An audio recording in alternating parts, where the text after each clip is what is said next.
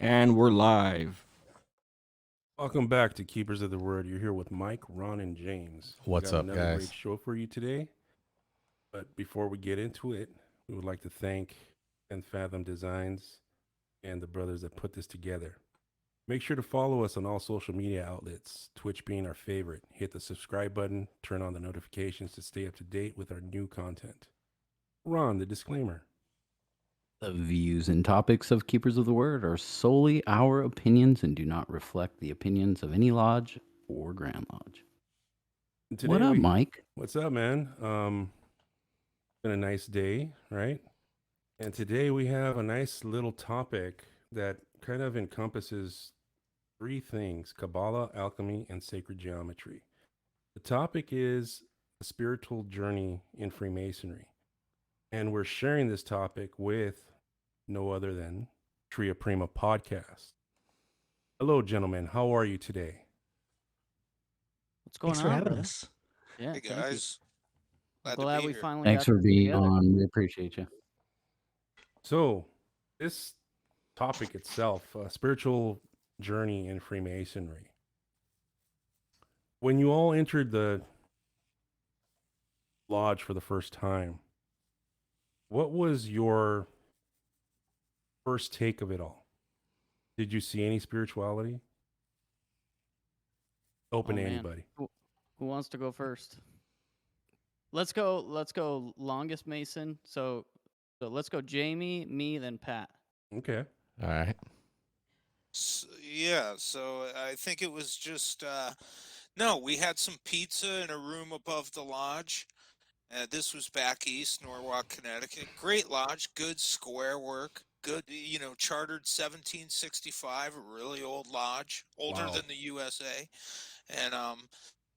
And we, I was visiting for months, several months, and then finally, and in fact, like even my first time going there, they showed me the lodge room. We don't do that at our lodge we chartered here in Phoenix a few years ago. We don't even let our prospects go. We certainly don't let them go in the lodge room at all. The first time they see the lodge room is when we take the hoodwink off. As it should be. Traditional observance. Yeah, so that's the first time they see anything. And what is it? There's even a clause so that the hoodwink was there. So should you Say no. say no, you would not behold the beauty of the lodge, and you'd be drawn out by that other thing that we put around people. Right. Um, Just so you wouldn't see the lights of the lodge. Yeah. yeah. Yeah, lesser or greater, Right. Because you see one by the light of the other, and but yeah, I mean, it was. I mean, I can't say I was impacted. Like, although at that point I didn't know anything about Kabbalah or alchemy or anything. I was approaching Freemasonry like pretty cold, So Very cold. yeah, so I That's didn't what know. that's what I was going to ask you. Did you already have any kind of esoteric background or spiritualism or I mean, I know you dig the astrology thing, so I mean, was that already in your character and in your person when you went to knock?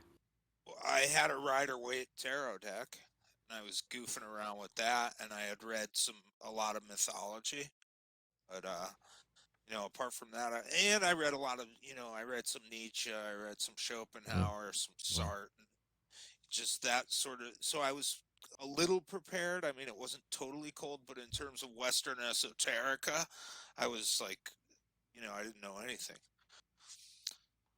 Enough out of me, Jake. Yeah, so man, I was in this little small town up north of the Phoenix Metroplex. So I was initiated, passed, and raised in Payson, Arizona, tiny little lodge.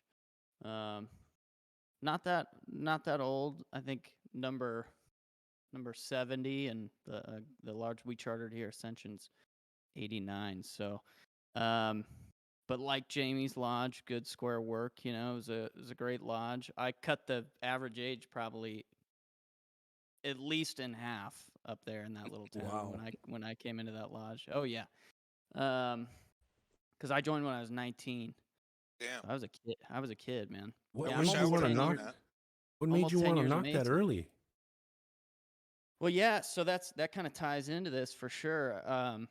I would say in my teens, in high school, early teens, I'd say late junior high, early high school, I started to get into spiritual stuff per se. I wasn't raised particularly religious. However, I always believed as a kid, sort of, and uninfluenced necessarily by anyone in this regard, but I always did sort of believe in a higher power.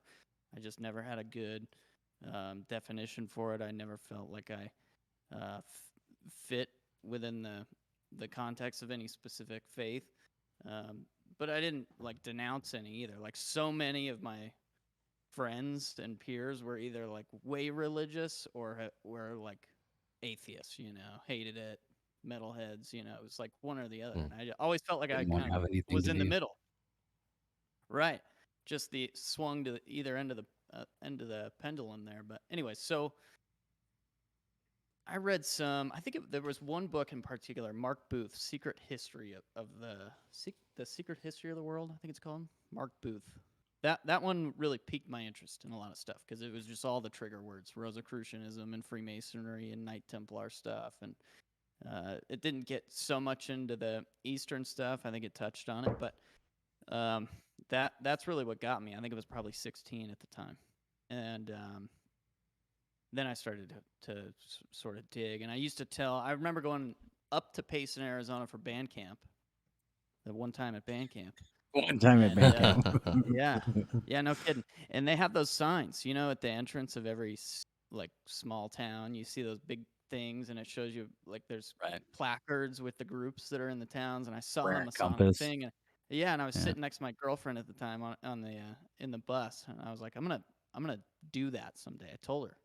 What's funny is not that 3-4 years later at that lodge where I pointed that out is where I was initiated, passed, and raised. So yeah, I mean, I don't think I got into the psychological stuff necessarily. I didn't have like Jamie. I didn't have a tarot deck. I wasn't. I definitely didn't believe in astrology, which is funny given my circumstances now and the sort of stuff I'm into now. But I wouldn't say that I was an occultist or into the esoteric stuff as much as I am now, or really that much at all. But I was definitely intrigued by the brethren that I met. It seemed like a deeply spiritual endeavor for those guys. I was interested because of the eclectic nature of the lodge, even in a small town like that. The different faiths that were represented were really interesting to me, and it felt like a good home for my spirituality. It did feel like from the start. It did feel like, and it was. My degrees were not quite to the the caliber that I've experienced elsewhere, this or that. It was a small town, and was a lot of old guys putting on my degrees, but they did it. They put it together, and they really laid the foundation for me. So Was it a cowboy lodge? Cowboy lodge with bolo ties and stuff? I know they've got those in Arizona. No, plenty of bolo ties, but not that many cowboys. But yeah, for sure. No cowboys. In fact, I have bolo ties that was like their gift to me when I was raised. It was just like bolo ties. Oh damn! Only Big shoelace. So anyways, yeah, right. Hey, bolos are cool. I'm not knocking bolos. Anyone they in are. the Bolos chat, are awesome. anyone that in the chat that rocks a bolo, good for you. Dude, I got married in a bolo like That's what I'm 31 talking years about. ago, and I still have it. Don't take that shit off. Rock your bolos. Little That's it. extra All right. swagger with the bolo. Yeah. It's Yep. all how you wear it, right? Yeah. Pat, It's my, what you got? my first experience becoming a Mason was really impactful spiritually. I had kind of an amazing night. I go to I'm a member of the lodge that Jamie's a worshipful master of, Ascension 89 in Phoenix, and my experience started off with being blindfolded at Jake's house and riding to the lodge blindfolded, The right way. and quiet, being brought into the lodge with the sound of classical music playing and the smell of incense, and being brought into a chamber of reflection where I was there for about an hour. That was the first thing I saw was, the blindfold coming off, and I'm in the chamber of reflection. And it's long enough to kind of get past the initial oh wow, and start really taking in what those symbols are, and kind of what you're there to think about, and you write, you answer some pointed questions about life, and so that really kind of put me in right headspace for what was to come next. That was good preparation. And You got to tell the story about the pen, because that's almost okay, spiritual. all right. So there you have to write, and so an ink quill and an ink well, and I start writing, and the pen runs out. They said when they brought me in there, if you need anything, there's a brother outside the door. And so I thought, am I supposed to ask for help? Is this like part of it? Am I being tested? I'm like, Yeah. so I'm supposed to like have humility and ask for help. Okay, I got this. So I knock, and the guy opens up, and I'm like, yeah, the pen's dry. He's like, oh, okay, and he gives me another pen, and I sit down and I start to write. The pen goes dry, and I'm like, wow, these guys are good. And I really thought it was, This is spiritual as hell. If you think of all the symbols that are within a chamber of reflection, you've got this the sand in the hourglass, you've got this candle that's burning down, to become extinguished. It's like it fits, so it kind of felt like it kind of belonged, Then they gave me another pen, so I actually went through like 3 pens on my either part of it, or they're going to think I'm a problem child. So did you have any background prior to? I mean, as far as spiritualism or esoterics or anything like that? Yeah, I'm definitely would consider myself like a seeker. I would say I was spiritual, but in a way that I can, in a way that any like conventional religion satisfied. And so that was kind of part of my reason of searching out Masonry. Was I thought, I think there might be answers here. At least there might be kind of doorways there that might lead to kind of what I'm looking for. And interesting. I was actually listening to the Whence Came You podcast, and that's how I found Jamie. I was listening to Whence Came You, and this guy Jamie Lamb was on talking about his book Myth, Magic, and Masonry, and then he said he was in Phoenix, and I was like, oh, I got to find this guy. And so Oh no, you know what, Pat? You know what's even better than that is didn't you visit Rex Hutchins like 10 years ago downtown? Oh yeah. I had the that's first Mason right. I ever met was the grand the head of the Grand Lodge, I guess He was the Grand Master at the time. of Arizona, and I had reached out to him because I didn't know any Masons, and I met up with him, and Rex Hutchins was the first Mason that I ever met, and it was one of those things where I realized after talking to him at the time, I just didn't have at the right space. It wasn't the right moment for me, but I always kind of promised that I'd come back to it, and did, and it's been an amazing experience. And it's I find it a deeply spiritual experience. I don't think it's not a religion, I wouldn't say, but I would say it's definitely helped me explore that. And what I love about our lodge is that everybody kind of comes from a different place. If you were to take a spiritual sort of whole, we would be all over the place, and that's what makes the conversations interesting. And because everyone's kind of coming from a different vantage point, and that's one of the reasons I'm there. Can I ask how long has everyone been a Freemason? I'm still a fellow craft. I become a master mason probably in the next couple months. All right, awesome. Just over 10 now. That's awesome. Right on. Yeah, and Jake? I'm somewhere between 8 and 9. There you go. That's some good numbers there. How about you I I guys? think Yeah. you're about the longest, aren't you, James? How long are you? I believe 17 years. Oh, damn. Wow. 17 years. I'm like right at 15 or 16 myself. Yeah. I'm the youngest. I'm at 7. I was going to join when I was 18, but I had some encouragement to do so. My grandfather was a Freemason, but I decided not to. But those 6 years went to extensive, heavy studying of the occult world. And so when I joined, I'm like, man, it's all this stuff right here. And they're like, whoa, we can't talk about that yet. Time out. Time out, guy. Yeah. Yeah. Where were you? Were you raised in Pedro? No, I was raised at Torrance University Lodge. Oh, okay. South. In the morning, too. It was freezing. Really early in the morning with the sun, actually. We did it super early in the morning. It was really awesome. So we actually rose with the sun. Wow. It was, I will say it was beautiful. Talk about square work and stuff. These guys were on point. These guys had won the footwork championship. The whole floor work. Yeah. These guys were very spot on. Ritual competition. Yeah, when we do floor work, they would be like, "You are off by like an inch." I'm like, "Excuse me."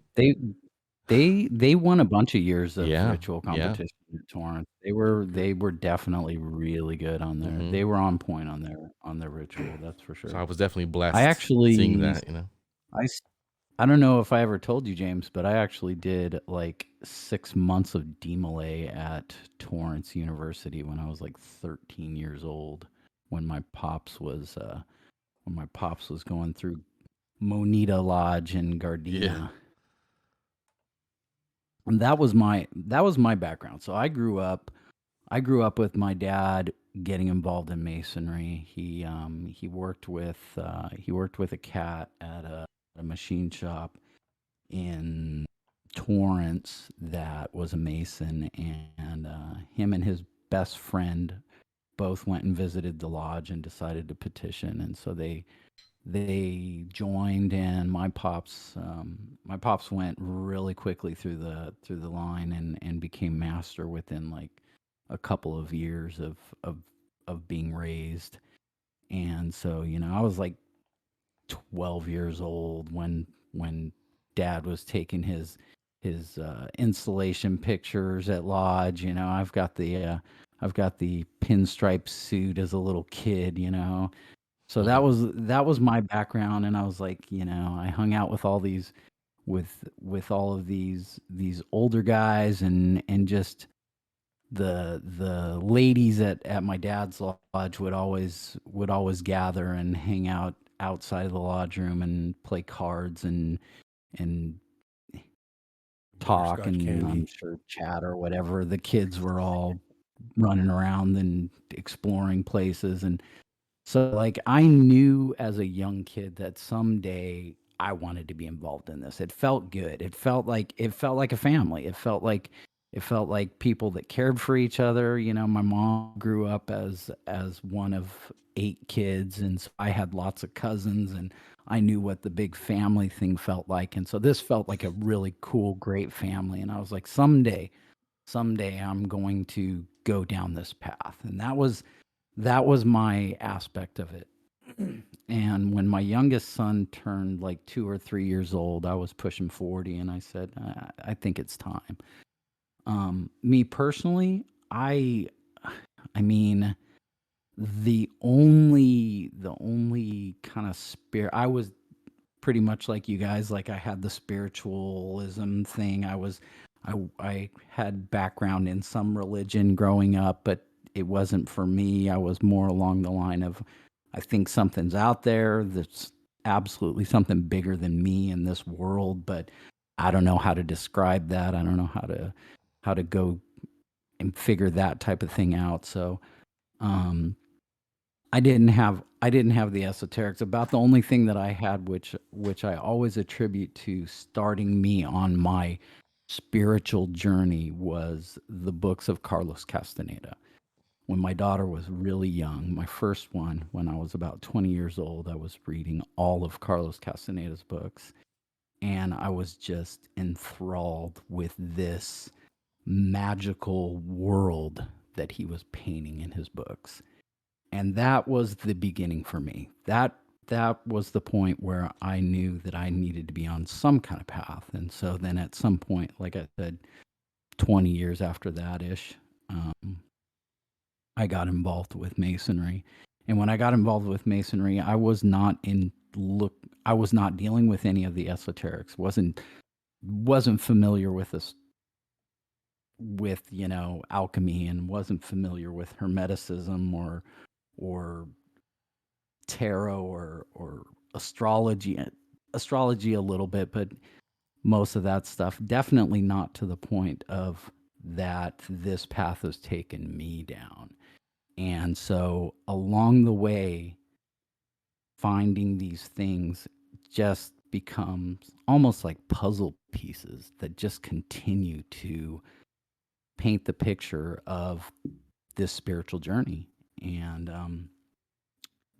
guys like you are helping me along the way. So, Likewise, brother. Yeah. So Yeah. how James, about your journey, Mike?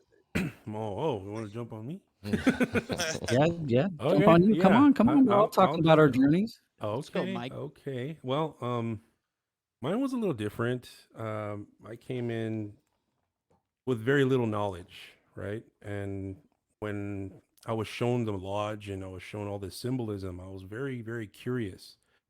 And of course, I started researching right away. I started looking at things and found a lot of occultism, right? There's a lot of symbolism, and I started getting into more books that led down different rabbit holes. When I went through my degrees, I was kind of hoping for more, and I did get that with the brothers around me. They were able to sit me down and say, "Okay, this is what this means, and this is where this came from, and this is why we do this." And things started to make sense. And my thing was, why aren't we talking about this? And then I shortly, right afterwards, once we started doing keepers and we started doing this stuff right here, we figured out why. We figured out that, some people just Pushback. don't want to talk about these kind of things and talk about the Kabbalah, the alchemy, the sacred geometry, all the stuff that happens in ritual, right? Because that's what it is. For me, I feel I feel my spiritual journey was more of a trying to learn as much as I can from as many different paths. And I know I'm never going to finish, which is great. I'm okay with that.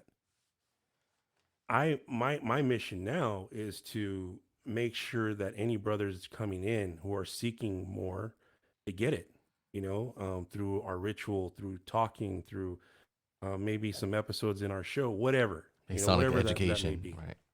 Yeah, some education. Then if they want to go deeper, if they want to go further down, that's where I introduced them to James, right? James is the expert when it comes to the occult and those parts of those topics, right? So now I feel this journey is just spreading out for me. It's spreading out because I've had a lot of people reach out and say, "Hey, you guys are doing great work. You guys are spreading the word that we're keeping." So much to say, right?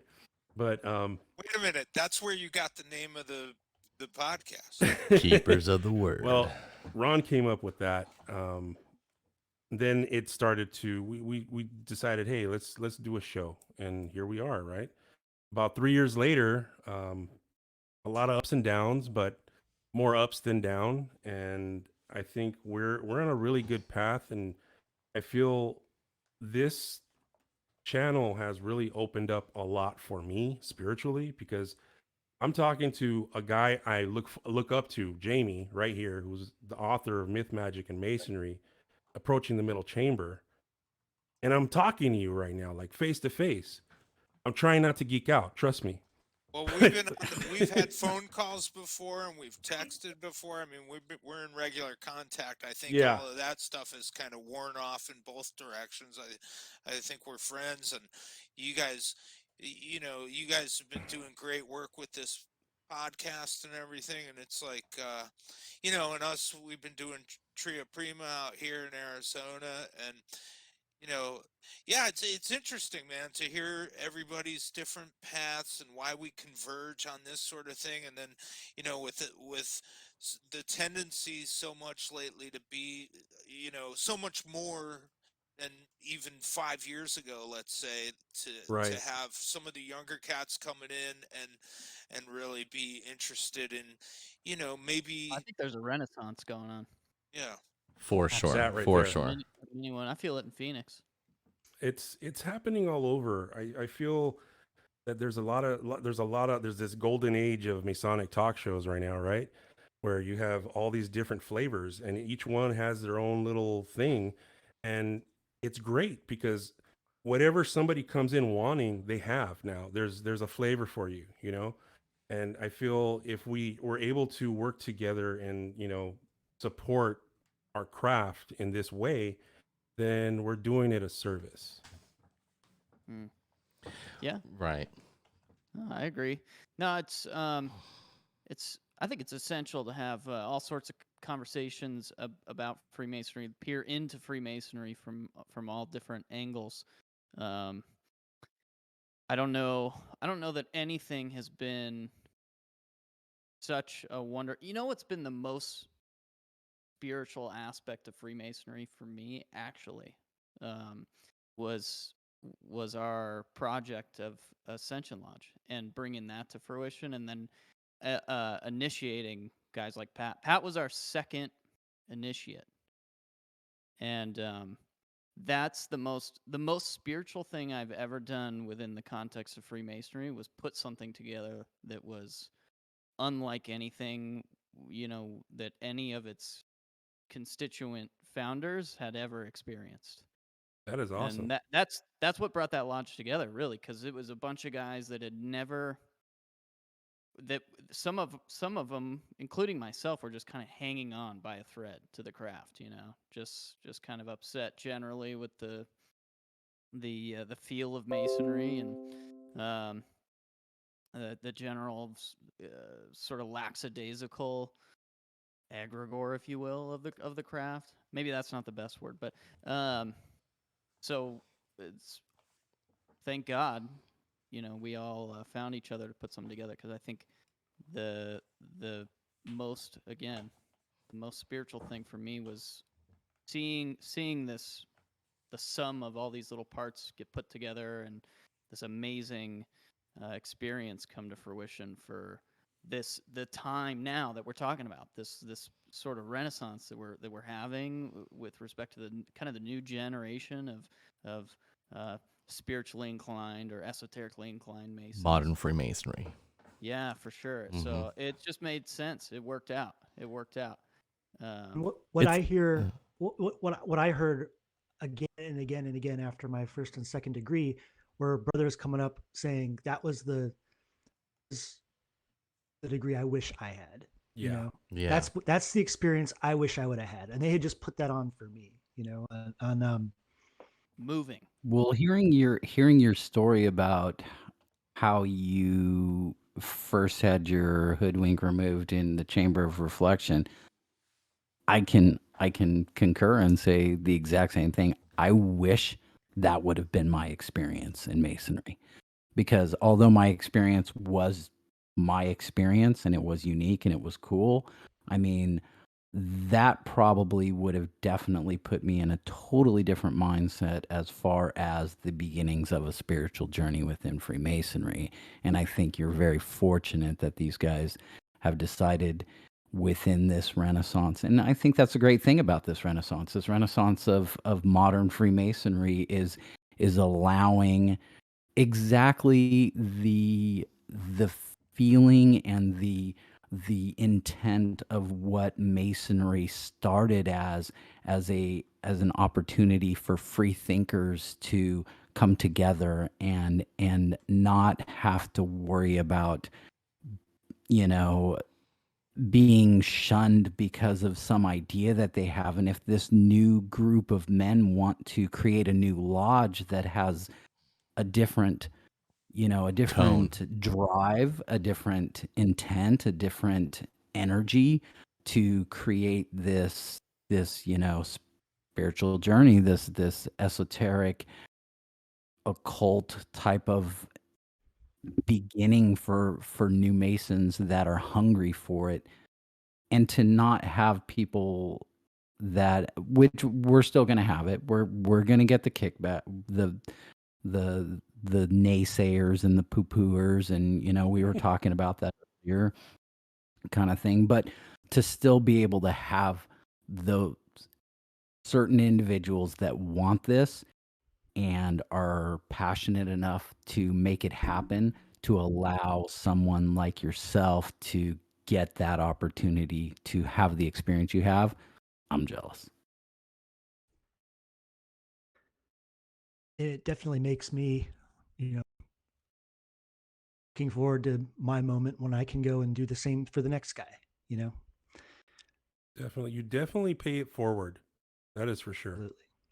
And you've done that, Pat, because something we do at Ascension is when we initiate an EA, let's say, part of their sort of advancement project, we call it, is that they have to learn a component of that ritual. So, Pat, what did you learn? The apron or the No, I working did. tools? I did the working tools. Yeah, Working the tools. first EA degree that I witnessed, I participated in, and I got to do the working tools. Yeah, so we immediately set it up to where they're doing the part of the next guy's work, you That know, and they're asked to work.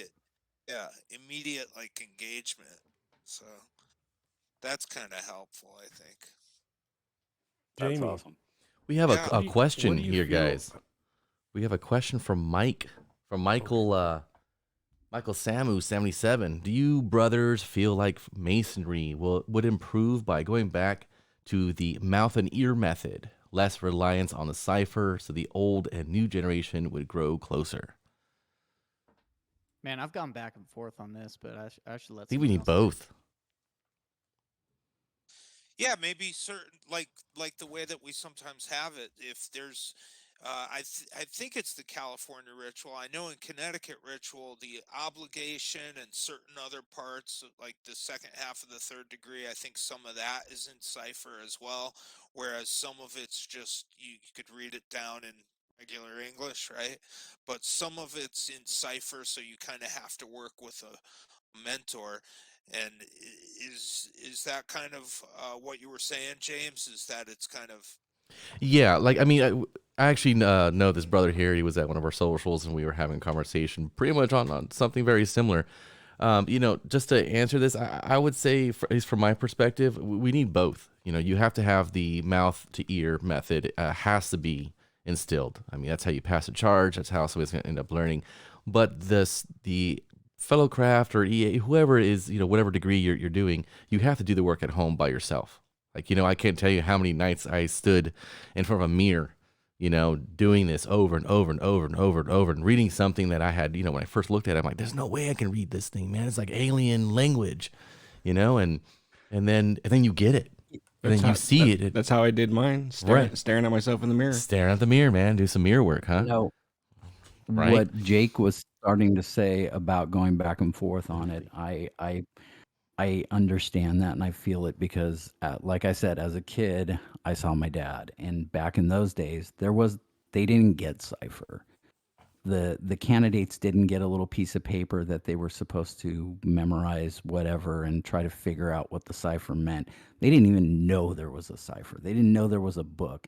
They had a dude that they were supposed to go hook up with and meet however often they needed to meet, and he would tell them the words they needed to say in his ear, and he would repeat it back to them. And so that's the old mouth to ear method, and that is the method that, the transmission of mystery schools of magic, the transmission from past energies has happened. So I don't know. Maybe when Jake said that he goes back and forth on this, I kind of agree with that, because there's a certain level of that transmission that happens differently when it's strictly mouth to ear, when you don't even know that you're when you're not supposed to be working by There's yourself. When literally you're a supposed current to that's be- passed. Correct. Yeah, exactly I think exactly. I think the greater meta issue, if you will, is rote memorization versus actually knowing the content or Right. diving into what's going on. So I think probably Pat can even attest to this, right? We have a cipher manuscript and we do this memorization work. And so whether you're learning mouth to ear or you're learning from a cipher or from a book, let's even kind of go beyond Masonic ritual and just say, with respect to its more potentially esoteric aspects. Whenever we dive into something, we read about it, we learn about it. There's some people that like to absorb a bunch of material just to kind of like spew it back out to kind of be the guru know-it-all sort of folk. And then there's someone that actually dives into the material and tries to understand it on a then those are the mysteries, like capital M, right? Kind of diving into the mysteries of what's going on. And I think that same mentality, for me at least, applies with learning Blue Lodge craft masonry at its core, whether it's a charge or a lecture or learning the master, how to open and close and obligate as a master, or memorizing your obligation. Whether it's mouth to ear or you've learned from a cipher, I think what's more important is actually doing the work, capital W, actually trying to discover some of the hidden mysteries of Freemasonry that are in there. Not just memorizing words, whether it was passed to you mouth to ear or you learned it from a cipher. I don't know how you guys Your feel. magnum opus, the great work, right? Yeah, you got to dive in. Do you feel Yeah. that to a new candidate coming in, that somebody should take them aside and talk about, hey, this is related to alchemy, this is related to Kabbalah, this is related to sacred geometry? I Do you don't think feel so. okay? So you don't. Why do you not think so? I think, especially when someone is such a newly made Mason, and I think that extends all the way, beyond your Master Mason degree, beyond your raising. When someone's such a fresh Mason, um, I'd rather them sort of organically find their way. I mean, that seems like a more, because they're going to ask questions. If they're into that stuff, they're going to find the Jamie Lambs. They're going to be listening to the podcasts. They're going to seek stuff like this out, right? I don't know that it's necessarily important to sort of say, hey, right now you should dig into the 3 stages of alchemy, or now you need to dive right into this some occult theme. Whether or not it's true to me is, or the relationship, that sort of hermetic relationship or a sympathetic relationship, is actually there or not, doesn't matter. I think an organic discovering of the mysteries is a more is more conducive of a sort of a natural path within Freemasonry. But It's I great think conversations inevitably, too. yeah, I think inevitably a bunch of guys are going to tell you what to look into, though. Right. So it's I think it should definitely That's be how done after the 3rd degree at least. That way they can kind of just soak in just Freemasonry, and then they can kind of get a little more elaboration a little bit later on. Exactly, I agree with you, James. Like, because there's people who come to the craft because they're interested in history. There's people who come to the craft for fraternity, for they're interested in like operative geometry. I've seen that before, Mhm. actual architects and things like that, people who are into architecture, people who are into, all these other things that certainly fit within our purview of the craft. They're Mhm. into, traveling to Europe and visiting Chartres and all these cathedrals and things like that. And all these things kind of overlap, despite the fact, like, let's say William Preston, yes, he was a member of the Kabbalah Club in London, like that, I think we know for sure.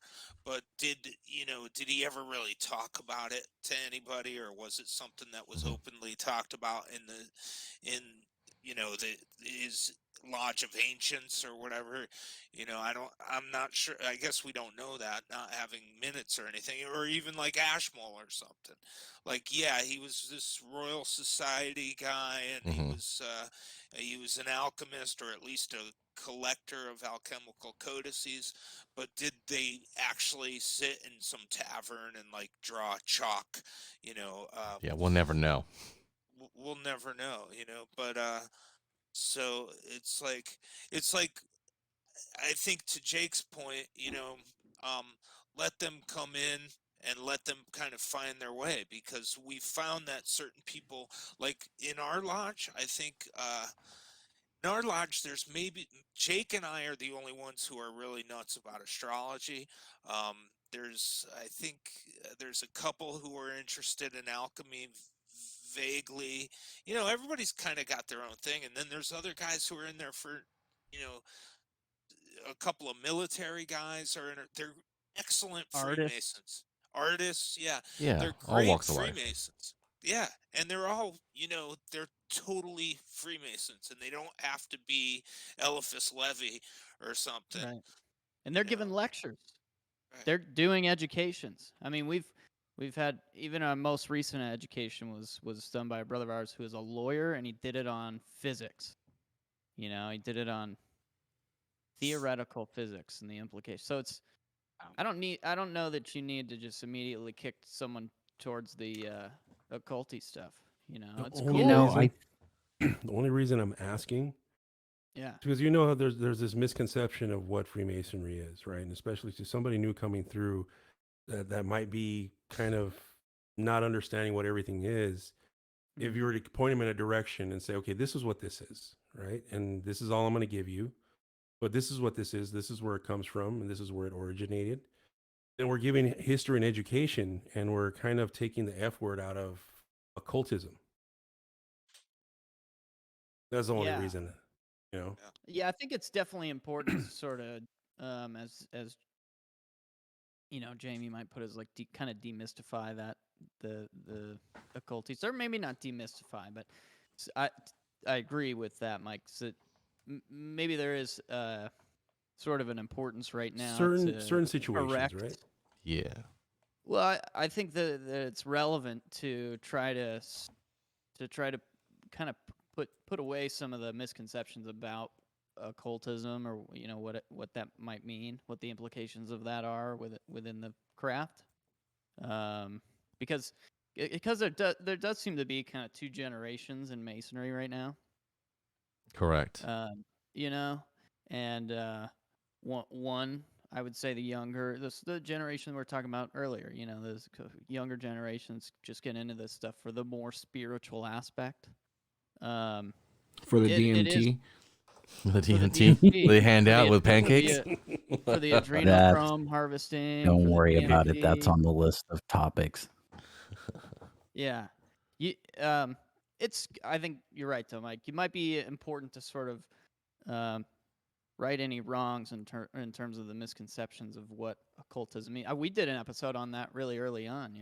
I think we had a Pat. Was it Called does the word occult trigger you? I think it was. Yeah.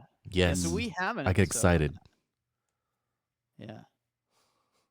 Yeah. Seriously though, for Mike, I've been thinking about this, especially once when we were talking just a minute ago when Jamie was asking about the history of keepers of the word, and really, Jamie, the way that I came up when I very first started thinking about this, I was really really bummed because my old lodge had a library upstairs that was being used as a storage room, and it had some really really cool works that were just forgotten, just left behind, dusty. And there was stuff like Manly P. Hall book up there, and there was all this really really cool literature. And I thought, this is so sad. We need someone who is a keeper of the word, someone who will take these works of philosophy and literature and history and protect them and pass them on to the future generations of Masons that are going to come through this lodge. So that was kind of the basic thought of getting keepers of the word rolling. But really, where I was going to go with this to you, Mike, is that, when we say, well, what information should we be pushing to the new candidates? I think what really helped get our Keepers of the Word podcast rolling and this concept of wanting to dispel misconceptions was, I mean, for me, I remember spending nights, we would have pub nights at our lodge, and the guys that would just flock together to talk about some of the most obscure whatever. I mean, whether we were talking about UFOs or whether we were talking about, you know, some type of something really, really deep, and whether we had lots of whiskey or something else, I mean, whatever the impetus was. But the guys that were really really interested in whatever topic that was going that night, and sometimes it would go till 2 or 3 o'clock in the morning, where we were just hanging out and enjoying each other's company and enjoying philosophizing about whatever topic or going down a rabbit hole or something like that. And I think for me, that was just, it was great times. It was and that was kind It was of a spiritual a for you. driving fact. It was a total spirit. It was really really the spiritual aspect of Bro, Freemasonry that I was digging. you create the spirituality in Freemasonry. That's another important point, I think, at least from my perspective, is that you Correct. sort of impregnate Freemasonry with your own spirituality. It's not something you dig up. I might have thought that a while ago, years ago, when I was kind of first getting into this stuff, but now my perspective is more of I love hearing you talk about that, because every aspect of Freemasonry can be spiritual. It's up to you. Right. That's what we all I wanted, think right? We all wanted to hang out with people we could have these kind of conversations with, in person. Like-minded I people. did. Hmm. I did. Right. yeah, this is spiritual. Yeah, for spirituality isn't one like piece of Freemasonry, you know. Building you go I think into.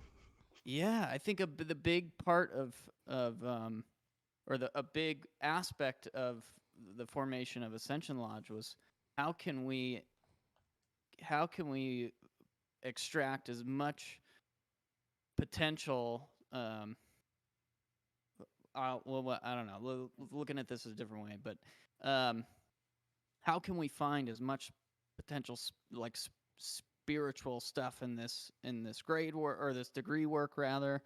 And there's my Freudian slip from other groups calling it grade work, degree work. Uh, but we really tried to make everything spiritual about the lodge, rather So let's than talk about one. let's talk about that great work. Go ahead and Yeah. tell us Yeah. about that. I mean, that's part of your spiritual My journey. ears perked. The great work. Well, I don't. No, you said That's the grade. Grade. grade work. Yeah. Grade work. Yeah. Yeah. There's other stuff. There's other stuff. No, Gotcha. but You don't want to- none of it's necessary. I think the Blue Lodge has everything you need to find a nice. If you're one of those Masons that I think is like a lot of us, maybe not necessarily the most. Pat, I don't remember. Pat, you came into Masonry sort of like me, right? Not really associated with any specific faith, just sort of had a general kind of Yeah, idea. I think I came in with this idea of like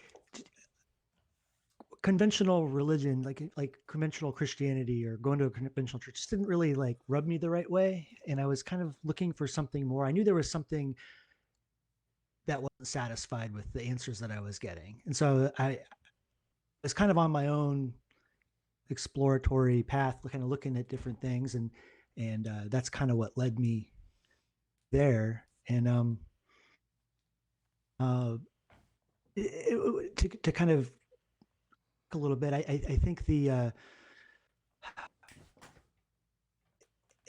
it's the conversations that you have with the other guys and the questions that you have. I mean, that's why our podcast started in the first place. Is Jamie, Jake, and I were getting together for lunch, and I had a lot of questions, about all sorts of different stuff, and we would have these like hour-long talks that were like really thought were fascinating. We thought were interesting, and we were like, we should just do a podcast about this.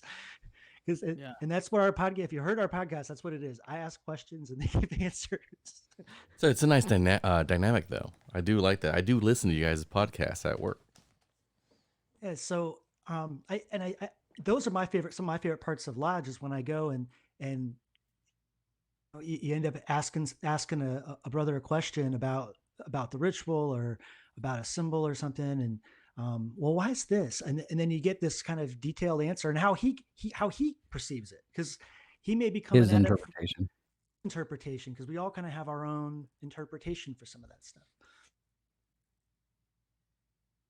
I'm kind of So- hung up on something from like 5 minutes ago. We were talking about the imbuing spirituality into the craft. Like, I don't know, man. Like, I feel like I don't want to be contrarian, and I don't want to get like canceled by you guys about it. But No, like, let's do this.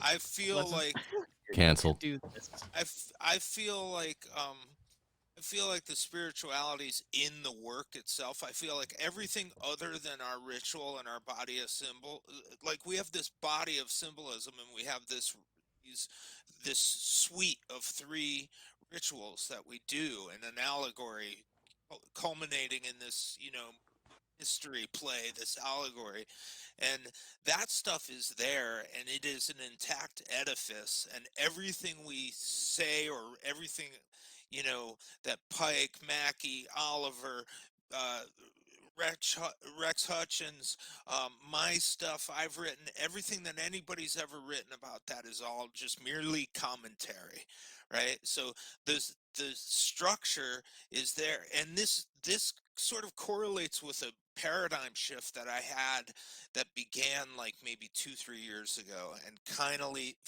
of finally has tipped, right?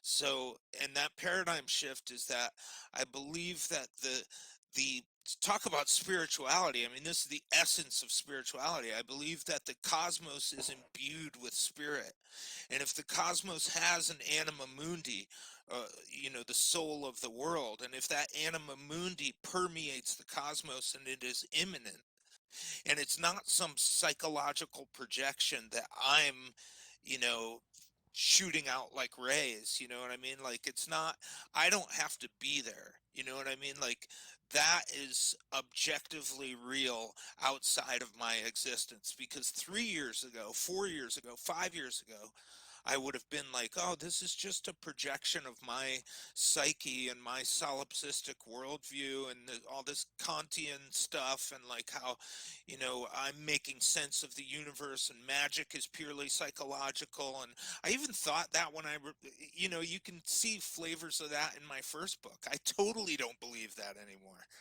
My whole thing has like blown up and changed. And, You in a lot of transmutated. ways. Do you Yes. think So to in finish the that, absence of well, just to finish yeah. that point real quick, is like, I don't think that it takes us to imbue Freemasonry with spirit. I think that spirit, that we can tap into that transmission, that current, through the through that body of work, like the same way we've talked about this. I know we've talked about this before, and I think Pike alluded to it when he said that he approached Freemasonry and he found it standing there in mute testimony of the Mm-hmm. majesty that it was. And even though nobody was around to sort of witness that for X amount of time before he discovered it in disrepair, according to his kind of Mm-hmm. thing. And we've always talked about it. I've had this discussion with so many Masons. If Freemasonry was um, left alone for 100 years with only people who rotely memorized all their parts, and they handed forward an intact edifice, even if 100 years went by without anybody thinking esoteric or spiritually or occulty about it, it still would retain that germ in it, and then one guy would would come back and be like, holy shit, Mm-hmm. this is the payload. This actually has everything, still, as long as the work is intact, But it is can it not the survive guy? I this. second that. Is it not the guy though? Is it not the at least the one conscious uh, entity that experiences that edifice that Well, I think imbues it's a it meeting back with point. Freemasonry? I It's a Okay, fulcrum. I think that but he is educated enough to witness that and to actually see that and to translate that into what it is. Like what he's saying is that you leave it for 100 years, and all the spirituality, all the occult, everything that's in there will remain intact. But yeah, it takes somebody to see it with eyes. I would prefer that it would be taught afterwards, or educated, or just talked about afterwards, not during ritual or anything, but in Masonic education. That's what I aim for, is Masonic education. So when you do have brothers who come up and go, hey man, like, am I tripping? Or does this kind of look like this? Or is this what they kind of mean for this? That there's a school, like a school of thought that they can go and be taught, that everybody would agree on. Like, this is what this is. This is what the two lines in the circle. This is what this thing is. This is what that is, And all these things that are there that are left so widely open and almost shunned to kind of to put your spin on it, but just to have Masonic education after the degrees, maybe after the third degree, when he retains everything. As long as it doesn't devolve into Masonic indoctrination, you know what I mean. Hmm. As long Hmm. as we're not molding anybody to Correct. perceive it in any particular manner, that other than, because there's some subjectivity about it, right? Like, Hmm. Right. you can't really explain, uh say, the Hiramic tragedy to somebody. You can't really explain that cycle to somebody, A, because we're not supposed to talk about it, but Correct. B, you can't. That's so experiential and it's so Exactly. subjective. Hmm. that you have to, like, Well, that's the plus mystery, capital M, right?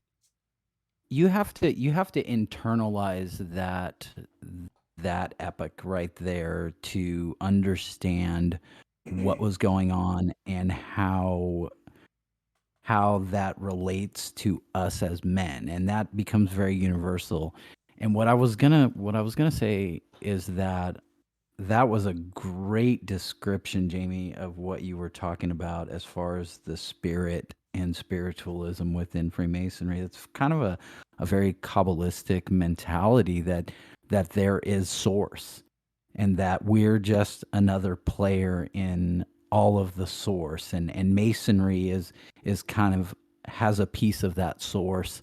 And exactly like you said, if you left it alone for 100 years, which is a very different aspect from what some people think. Some people think Masonry is dying, and that unless it can be revived or brought back, or we breathe life into it, it's gonna go away. But that's an interesting way to look at it, because if you do look at it from that really right perspective of it sizing being, Freemasonry. yeah, that it Incredibly right. has the spirit. It's part of the source, and we're just, and I guess that's our spiritual journey. Our whether we're looking for dissension or ascension to get back to that source. Um, that's what the individual that wants to find the capital M mystery within Freemasonry. That's his journey, because you know what? Not everyone does. That's for sure. There's plenty of guys that, like you said, that they're either, they're guys that are involved in whatever. They're business guys, or they want those pancake breakfasts, or they want the camaraderie, or they're military guys. They're used to being with a group of men that they can form bonds with. But for those of us that are on the spiritual journey, it's definitely it's a way of looking at it interestingly. So Which is cool though thank to you. have those mundane, to have those kind of, your pancake breakfast guy, your fraternalism guy who's, Hmm. maybe militaristic or whatever, anybody who wants that structure and regalia and, all the things we do, or a title chaser, quote unquote, or Hmm. whatever. I mean, Minos. as long as they know the ritual, as long as they're able to carry it forward kind of unfucked with, as Hmm. long as they're able to really like And it makes them better. memorize all the stuff. Yeah, it makes them better. And plus, it's again pushing forward an intact edifice that somebody can one day come to and find the I think inherent that value I of it. think that that's anima mundi that you're talking about, Jamie, is not. I think we have to have a conversation about definitions right now. Yeah, that's a Well, whole nother show, man, because that'll yeah, get so deep. Well, no, it's important. It's But it important is very important. because I think the sort of presupposition of the episode, or the implicit idea that was kind of in the title, the spiritual journey in Freemasonry, is not the same um, anima mundi, if you will, the spirit of Masonry that Jamie's talking about. And I think we're talking about two different things, and both relevant and important, because I don't disagree. I don't think anyone would disagree that if an intact edifice went through multiple generations of uh, knife and fork masons or whatever, that it would, those mysteries, capital M, could be found on the other end of that several I think generation thing. But I think we just found the topic that we need to talk about when we do your guys' show. What do you think? what the hell is spirituality? No, but I think Yeah, the spirit of there's the spirit of Freemasonry, and there's the spiritualism or the spirituality that you spiritual sort of journey, put back the into journeyer. Yeah, Freemasonry. and And I it's the think the subject object thing. So like I understand what you're saying. You were kind of going with the subjective thing that the experiencer kind of gets yes, out of it, and then there's the objective kind of anima mundi deal, and the interface is in during ritual. yes, And right, so yeah, and when I was saying I didn't want to be contrary, I guess I was saying I just want to look at it from the other side of that as well, and realize that we are in our spiritualism, our you know voluntary spiritual, the spiritualism that is, you know, uh, by on our volition, right, as individual Masons, meets with a greater body, a greater body that has its own objectivity, and hmm then there's an interface, and that's the transmission, right? That's the whole current that we tap into, and yeah, maybe every Freemason, I'm not sure, I can't really, nobody could say that for anybody else, but there is a center of sort of a locus of magical power there, right?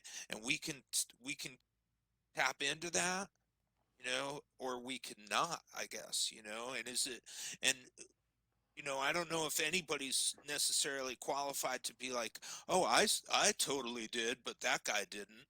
You know what I mean? Or he's totally missing the point, or Mhm. he's got a yeah. screwy How do you idea. gauge who has the best antenna for R- the egregore of Freemasonry? I It's don't know. it's arrogant, Yeah, that's right? a battle that Very will never be arrogant. it won. absolutely is arrogant. Who should be the judge and jury Right, of right. who's having the best Freemasonic journey?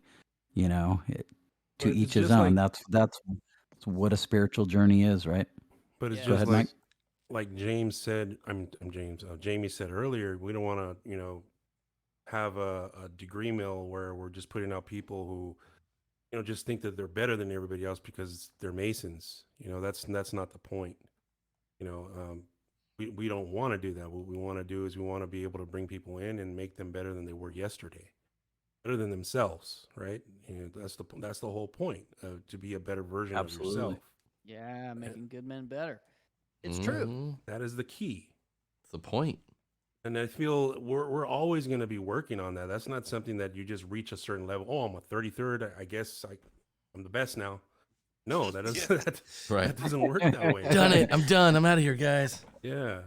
I'm done. Next. Yeah. I feel we're all going to be forever students in this, and Forever. the cool thing is we get to pass this down. We get to pass it down and give that experience to somebody else, right? And that's the true gift for us. Where the gratuity comes in, right? Where I'm fucking grateful as hell now because I was able to give this guy an awesome degree, and he's like crying at the end of it, So Yeah. that's what we look forward to. And I feel that the Yep. resurgence is now. Right now, we're seeing that. We're More than ever. seeing a lot of brothers like you guys put it on for Shanahan right here. Pat, he had something that everybody else didn't. Same thing with our brother Brian. He had a different experience than we did, and I feel us being able to give that experience is, even though I didn't get it, I was able to live it through him.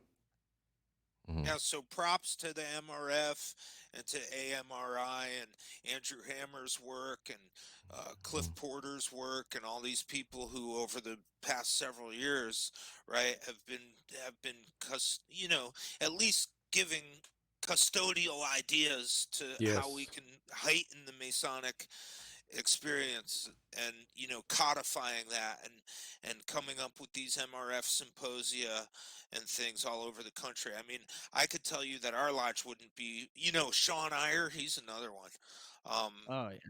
Who's really contributed so much to the restoration, this restorative sort of Freemasonry, and there's so many names that you could shout out right now. Yes.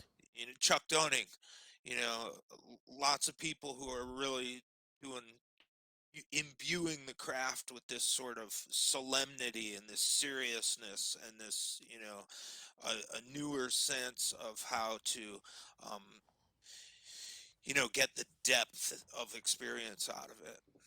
I really think Mm. the whole knife and fork and esoterics need to like come into one, where you have a breakfast and a lecture or something. You know what I mean? Like a dinner lecture Yeah. type of thing, but make it fun for everybody, and get the old guys involved, the guys who don't know, and they're looking at this like, no, I don't.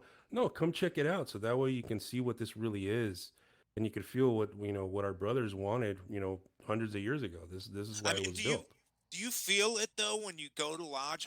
I don't necessarily feel any dissonance. I don't feel like I'm a different kind of, I'm some sort of hyphenated Freemason, I'm an esoteric or observant or something like that. I don't like to hyphenate Freemason. We're all doing regular, Work. Blue Lodge Freemasonry. Mhm. It's the regular craft lodge, right? Right. And whether somebody's, your typical Fred Flintstone lunchbox guy or whatever, right? It's like, you know, I don't feel that dissonance in lodge. Like, Hmm. it's so rare to feel like some guy's burning a hole through your head because he knows you're into tarot cards or something like that. Right.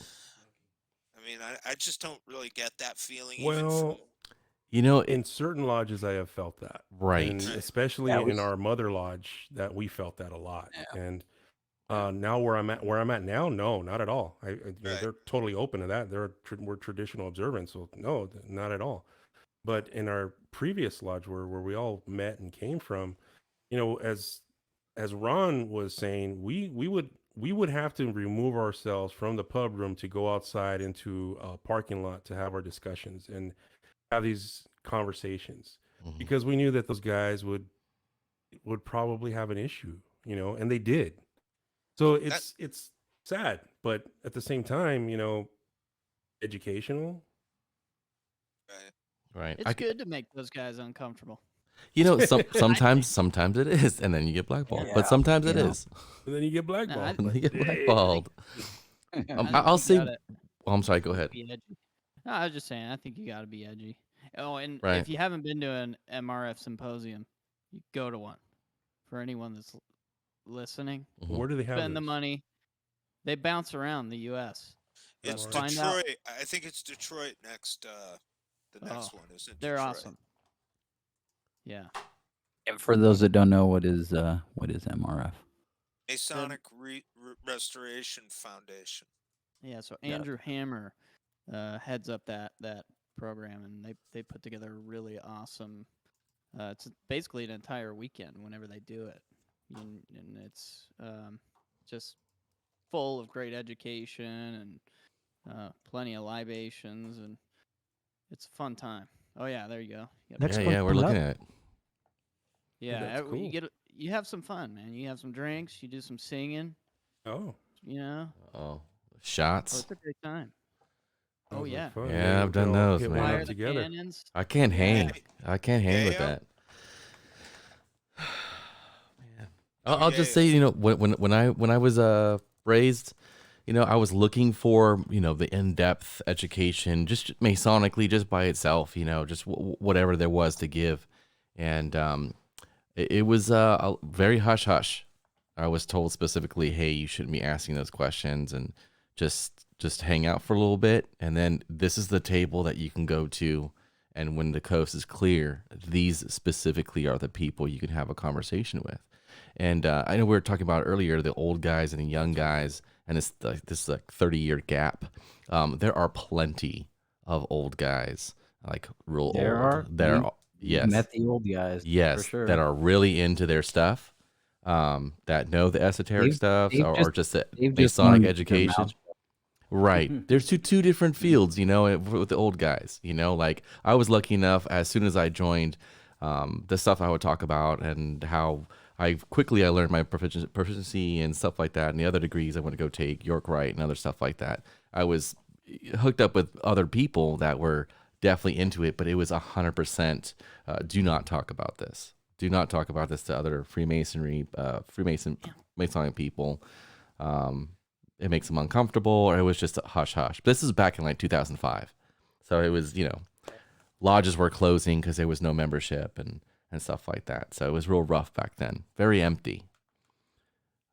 But there's a huge portion of the old guard, so to speak, that are definitely into it. And it's just that we need to get that information from them, or have some sort of, from Get mouth to involved. ear. Right. They need to be involved, because what we find time and time again, I don't know if this is happening over there on that side, is that you have a building that's been there for so long, and then you have the building that needs to be run properly, in certain rooms, certain other, aspects of the building that need to be learned. And, the only people who know it are these people who are now dying, and they're not passing this along.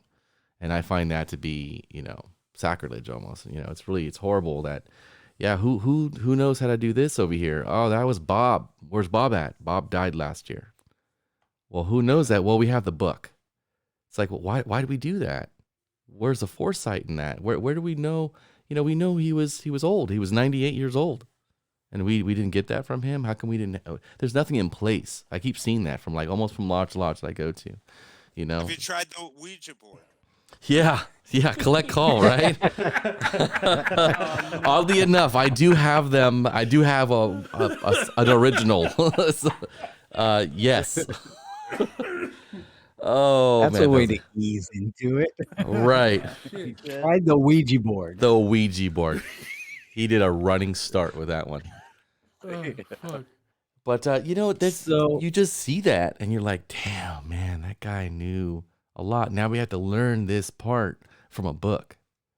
What if it's a new book, a new edition or something, or he says the old way is better, whatever, whatever that may be, for different orders and different stuff like that, It's a shame. I just feel No, we need new there's- blood. You gotta have guys learn the admin stuff as well. That's true. Right. Like some of that That's stuff. for sure. There's a balance there as well. What were Yeah, you you saying, Mike? shouldn't have a forever secretary or a forever, representative. No, that chair needs to be filled by different people. If how else are other people supposed to learn? And also you need Continue fresh the minds. job. I mean, for me, it's a matter of leadership. If you have poor leadership, then the ship sinks. And unfortunately, we have a lot of people in power in places that they're out of touch. They don't understand how things work. Twitch, what is that? I'm twitching. Okay, well, it's an application. What's Spotify? Yeah, What's it's Spotify? Oh, we were bad with that. Yeah, that's me. You, I still you, deliver messages with pigeons. yeah. sent So us a Twitch link, and we were like, "What the hell is this?" I feel like these We all bodies would. need to talk to each other, and they need to put some type of infrastructure in place, so that way the messages are sent out, or the work is done. And just like James was saying, is the work is passed on, and that's probably the most important part. Mhm. And We need legacy. we're not seeing that. We're failing in that Right. part. You know what's But funny is getting probably a back lot to of. the Sorry. Masonic journey, though, now I just wanted to ask Jamie and Jake, you guys. So knowing where you came from with Masonry and where you've gone along with your spiritual journey, along the way of your spiritual journey, what subject matters have you learned about, found out about, enthralled you, and what's your current? What are you focused on right now? What rabbit holes are you guys going down? So Jamie. so so right after I was raised, um, I had the good fortune of getting Robert Hewitt Brown's Stellar Theology and Masonic Astronomy. Familiar? No. So fantastic book, right? So it was one of those books, and I've told this story before. It's one of those books where, and I started reading it like the week after I was raised, and basically it's this astrological kind of key to the all of our symbolism in the craft, generally, but specifically the second section of the third degree. And it was such a mind blower that, like, I still have my copy of it. It was an old, like, Kessinger copy, classic reprint or whatever. And there's marginalia all in it. It looks like somebody from like a schizophrenic from a mental hospital owned it. Like, it's just like all highlighted and fully like marginalia. I wrote Beautiful like mind status, huh? basically like another book inside of it. And anyway, but it was also like, I'd get to a certain part and there would be this big payoff, and I would literally have to put the book down and like go outside and pace back and forth, just reeling. Like such a mind blower. So so that was kind of my first like massive, like just like lightning bolt experience, when that kind of sort of broke open. And so that's ebbed and flowed, and I've checked out a lot of different, the whole Alexandrian thing with Neoplatonism, Gnosticism, Hermeticism, uh, proto-Kabbalistic stuff like the Sefer Yetzirah, and into Kabbalist, properly medieval Kabbalistic stuff, and the Zohar and things, but but and the alchemical stuff. But I find myself going the last couple of years getting deeper and deeper into astrology, and I think that's kind of where that was my first kind of big boom right after being raised, and then it kind of fell off, you know, and now I'm definitely like way back into that, like, is so to me, when we were talking earlier about the interface between subject and object, or my personal, the divine spark that is in me personally, recommuning with the anima mundi, the spirit of the cosmos, um that has been, and it has been via Freemasonry, but it's certainly at the, micro macro, the microcosm and the macrocosm being sort of joined through this astrological connection, because I literally like go outside and I do direct observation of the planets as they transit, and what stars and signs they're you know against, and what aspects they're making and things like that, and looking at charts, and that's really been my jam the past couple of years, and I don't know if that answers that question, but is that That kind of what? totally answers. Have you Yeah, read that's Max Handel? Do you know who he Yeah, is? There you yeah, the go. You would, Rosicrucian down in yeah. Ocean Cosmic type. Conception, Message of the Stars, Simplified Yep. Scientific Astrology, all that good stuff. Yeah, so I've read a lot of modern Rosicrucian, theosophical, Alice Bailey type astrology and what they call esoteric astrology and this archetypal astrology and some of the newer 20th century stuff post like Alan Leo. But my jam has been, Porphyry, for example. Like Porphyry's on the Cave of the Nymphs, a commentary on the Cave of the Nymphs. He's, you know, third or fourth century Alexandrian, Roman Alexandrian. I think he's from no, he's from Tyre, Porphyry of Tyre, Mm, in terms of like a certain someone. resonance. Yeah. So, but yeah, he's because the Neoplatonic current of astrology has a certain theurgical component because you can reverse engineer your way back out of the causal spheres. You can ascend through the seven planetary spheres outside of the sphere of causality and be essentially liberated from fate or liberated from causality as part of it's henosis, they called it, but it was this whole process. But anyway, I'm just fascinated by that. But what happened to Jake's? I know nobody could see our video, but Yeah, I'm Jake's. here. I'm Oh, here. I had the nice camera, but I guess it died. So you guys are I have a question for Jake still because cool. I am looking at that camera. I have a question for you, sir. Yeah. One book, only one book you can take from that bookshelf behind you. What would it be? Oof. You got one. You can only take one, and you got to run. You got like 3 seconds. What are you? What are you grabbing? Kama Sutra. No. Hey, Hey, zing! Probably. Man, that's hard. You I can't drop know, that. I know. I'm Wait, a book guy. I'm a bookophile. he's So he's a book nerd. yeah, that's all I do, buddy.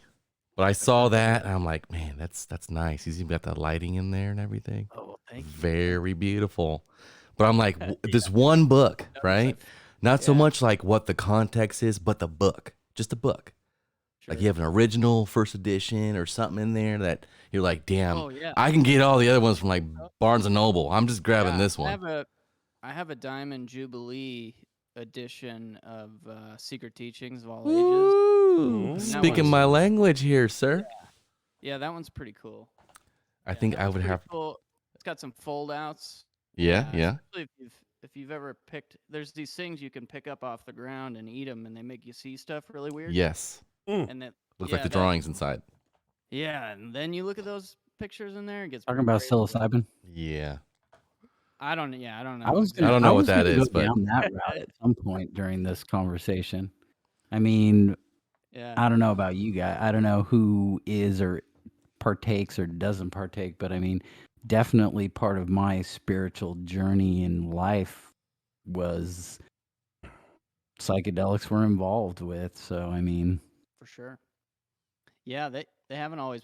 Well, just to kind of double back and answer your question that you posed, Previous Jamie, question. because that might bring me into that a little bit. mhm. okay, Uh, cool.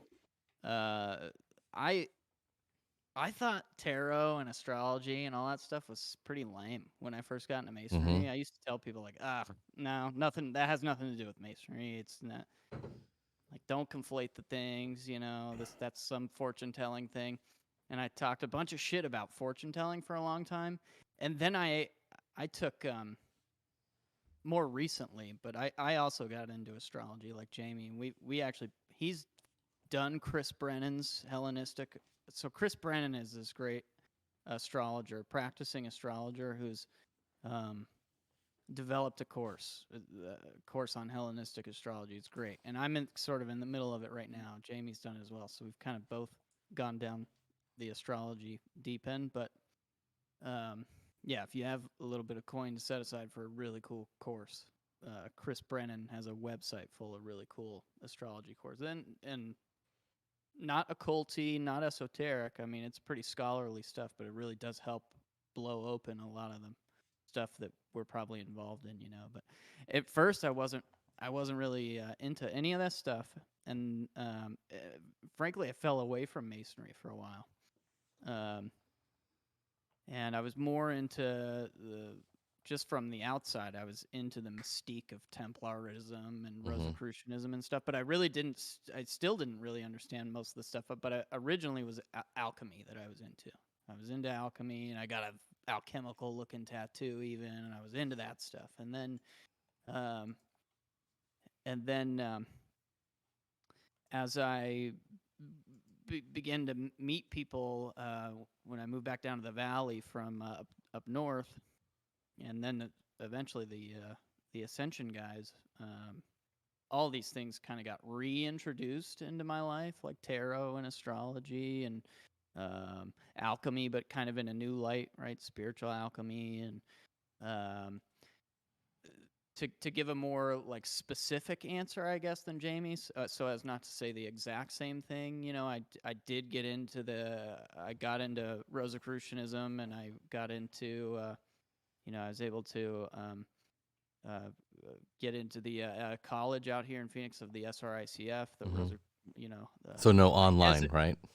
No online stuff. There you go. Yeah, if you can figure out, how to or maybe not contact, but the Masonic Rosicrucian stuff, and I only call it that because it's still associated with Masonry in a lot of places. That's how people. But it's really not a Masonic group. But anyways, it's an interesting group.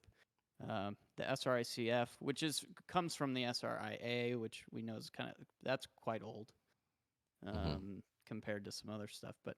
I got into some Golden Dawn stuff, and then now a lot of the scholarly stuff, especially since reading like Jamie's work, that's really blown open a lot of Greek mythology and the classic stuff, really become quite a classicist since meeting Jamie. But yeah, so there's a little more of a specific answer to that question, but that even had led into more. I was straight edge for most of my life. Didn't even, touch alcohol or pot or anything until like well into my 20s or whatever. But until you met Jamie. Until not, in fact, no. in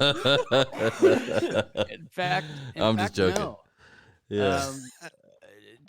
Jamie, he certainly. We did DMT before, but we did DMT. But he wasn't my first. He wasn't my first. No. Yeah. Yeah. Take it easy. Yeah. This is why we're doing the show, guys. We get along. Yeah. But that stuff is cool. It really does add a lot of perspective. For sure. I wouldn't recommend. I'm not going to sit here and say that this is a recommendation. No. It's not for everybody. I don't want this to be an endorsement of any of that, but right. But it's certainly. Yeah, we did our disclaimer at the beginning. It's cool. Okay. Yeah, I would never encourage somebody to go run around and do everything that I've done and see all these people and all these groups and stuff. No, you're crazy for doing that. And neither has Newman. So we know Newman's work is he spearheaded the whole He's connection. my first. Right. He spearheaded the whole connection between Masonic symbolism and ritual and dimethyltryptamine through the acacia bark and things. So in his Alchemically Stoned. Yeah, Alchemically Stoned and the Royal Society and John Dee and stuff. He's really the guy who blew that wide open. And talk about some people catching heat from the old guard. I talk to Newman like almost every day. We're very close friends. We text almost every day and talk on the phone a few times a week. And I've known him for years. And he's really caught a lot of shit from a lot of people. Like he lives in Mississippi. Yeah. And you can imagine what his Blue Lodge is like. I'm not gonna miss anybody, but he's like persona non grata. at his Blue Lodge, which is a shame, and it's because of the nature of his work. And I mean, he's really sacrificed a lot in the name of getting one of the more brilliant theses that we've had in Masonic. I mean, in terms of, It's also surprising who supported him, though. Because it's true what he's saying, you know? Yeah. He backs it up. Yeah, he backs it up. Names. I'll say he was Yeah. one of my most favorite episodes, for somebody to do a show with. It was one of my most famous favorite episodes, and the book, his work is I really, really enjoy the work. I mean, it's it speaks for itself. And I think, like we talked about early in the beginning of the show, if people have a problem with it, it's probably because it's working, it's right, and it's actually doing something. Yeah, fantastic work. Got your astrology in Yeah, my Freemasonry, buddy. Yeah. Yeah. So what would be the one book that has influenced you the most or has changed your life the most that you would recommend to any person, or maybe somebody going into Freemasonry, or just somebody who is starting their spiritual journey? What kind of book do you think that would be a good book to start off to change somebody's life? First on this one. What was that? I think Pat should go first on this because Pat, go for it. He's absorbing all that material as we speak. You know. He's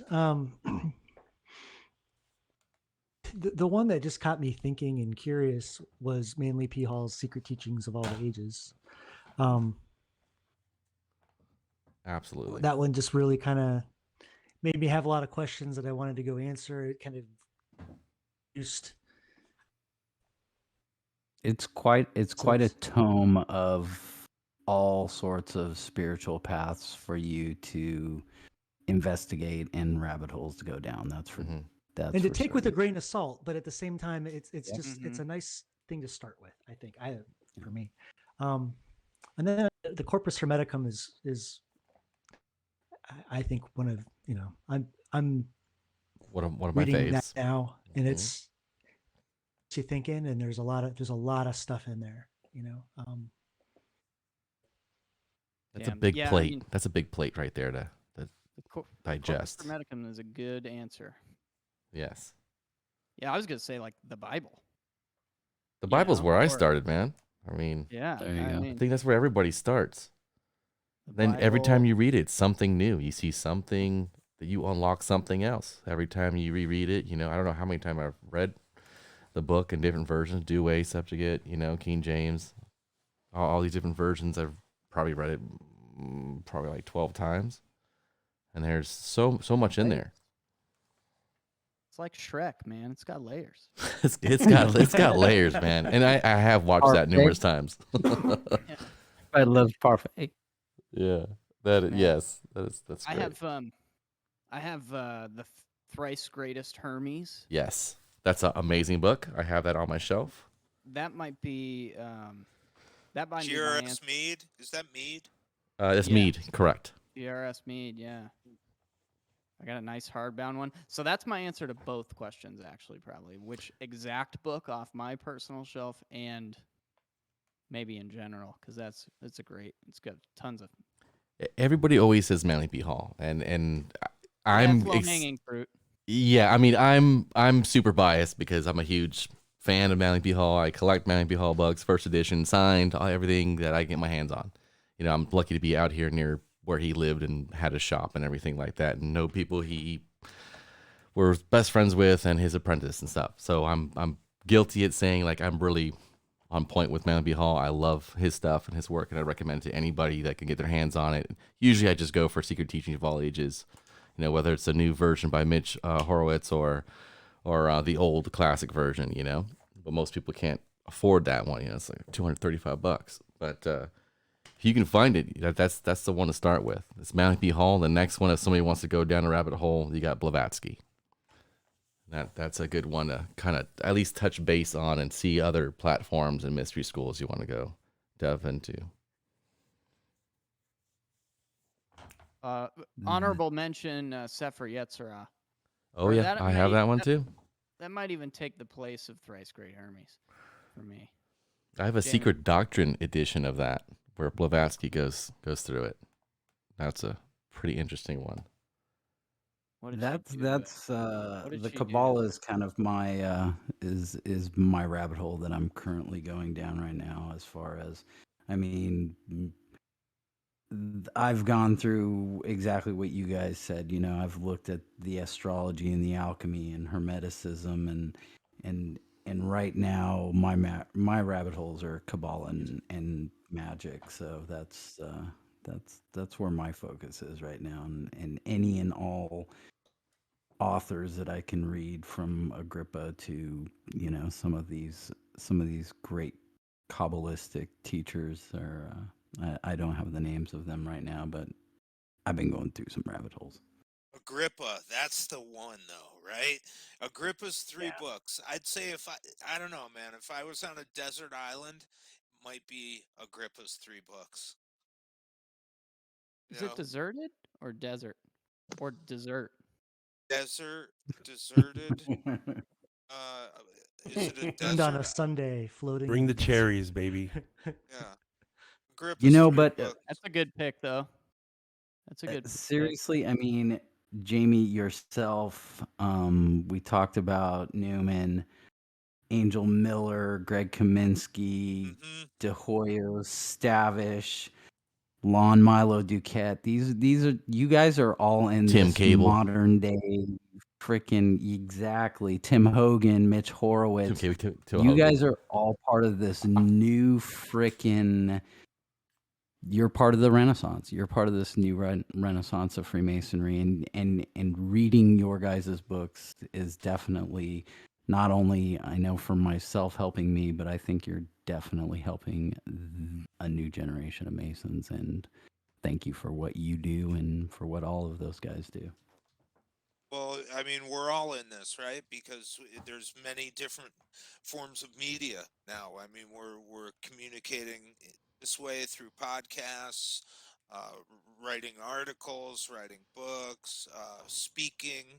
You know, doing education at the lodge level, doing it at the conference level, and I think it's, you know, kind of, it takes a village sort of thing, and I think all of us, you know, those who are participating in those organizations that we were talking about earlier, like MRF and, you know, other restorative organizations, that, you know, and the people, you know, here's, you know, where a lot of the sweat really happens is these cats who put on things like Esotericon in Virginia, you know, or, you know, my, my brethren over at South Pasadena 290 out there, who were tireless in their work, you know, ever since I was affiliated out there 10 years ago. Um, they were they were tireless, and their fraternal review, you know, They still are. yeah, like Yeah. Dago and all Yeah. those We people, were you just know, out there. yeah, It's good stuff. yes. Yeah. Speaking of which, did you see Angel Miller is involved with the fraternal review now? This Yes. particular year. Yes, he Yeah, is. yeah. Yeah, I contributed. He hit me up to contribute something for his issue. I don't know. I don't know if it's for this. Is that the one? Yeah. Fringe masonry. Do I have a thing in there? I haven't gotten my copy yet. Yeah, you do. You actually have a thing in here. Okay. You have a thing in here, Jamie. That's what I thought. Cause Angel hit me up like 3 or 6 months ago or something, and I sent him a thing, and I was hoping that it would get used, but Yeah, you got the Hermeticism Symbols of the Egyptian Rite by Jamie Paul Lamb. okay, cool. I can't wait to get a copy. Anyway, yeah, the Fraternal Review and 290 and Southern California Research Lodge, and you guys with your podcast, and um, I mean, it's just, again, this renaissance we keep talking about, and it's snowballing. It's like exponential growth. It's not like, you know, this just trickle. It's like a fire hose, you know, and it's every year. I mean, I've seen it only being in for, you know, slightly over 10 years. I'm not sure how long, I forget, but I've seen it like go from, like, I don't know, man. It's just been like increasing every year. It's just more and more. output and more interest and more, more and more people into that specific current. And all this happening during a shrinking craft, during Yeah. these times of attrition where we're really, and again, another unpopular opinion. You got to be careful who you share this with, but it's like, I want, I kind of look forward to a smaller, tighter Freemasonry where it's, where we get it down to like, the people. I don't know, man. I don't want to sound douchey about it, We're but we're You don't sound we're douchey. yeah, I understand where you're we're coming we're Right. from. guarding the West Gate better. We're Right. right, guarding the West Right. Gate better and Right. getting real people that want to be involved in masonry, that want to improve themselves and become better men. right. So it's not elitism, but it is exclusive, right? Correct. It's got to be Exactly. exclusive. That's our West Gate, but it's not. People sort of conflate that exclusivity with elitism. And it's like, and they do that too when when you hyphenate your Freemasonry and say something like, "Oh, we're an esoteric lodge, or we're a continental lodge, or we're a European style, Tiled.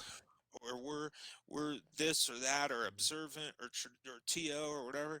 Um, that, I don't know, man. That kind of can turn some people off, and I can kind of understand their perspective because they're thinking like, "Well, we're just a blue lodge, aren't you guys? Just a blue lodge?" It's like, well, Yeah. yeah, we are a blue lodge, you know. So You're you're definitely right though. It it has legs and it is moving forward, and it's like I was saying before, thank you for being part of that, and we're happy to be part of it as well. I mean, that's what we love doing here. So, with that being said, I think we're gonna be heading towards wrapping this guy up. So, first of all, thank you guys so much for being on the show. We totally appreciated it. And if you guys are still thinking of having us on Tria Prima, we're stoked to be involved with that as well. So, shout outs, Mike. What you got? Shout outs to Pan America Lodge 513. Shout outs to all our followers and all the lodges that have been supporting us through our endeavors with this podcast. What yeah, about you, guys. Jamesy? Oh, sorry. Oh, no worries. No, no. Go ahead. Go ahead. Say what you gotta say.